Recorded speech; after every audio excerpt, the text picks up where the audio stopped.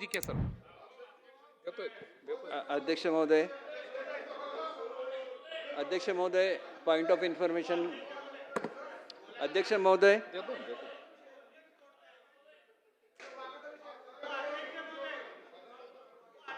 अध्यक्ष महोदय, हां घेऊ ना. अध्यक्ष महोदय, कोकणामध्ये अवकाळी पाऊस झालेला आहे आणि आमची जी काही पिकं असतात, आंबा असून दे, काजू असून दे, कोकम असून दे, जांभूळ असून दे, ही साधारण एप्रिलपासून मे महिन्यापर्यंत ही पिकं होतात आणि अशा पावसामुळे जी हानी झालेली आहे त्यांचे पंचनामे करून अवकाळी पावसाची जी आपली स्कीम होती त्याच्या अंतर्गत कोकणाला न्याय द्यावा अशी मी विनंती करतो.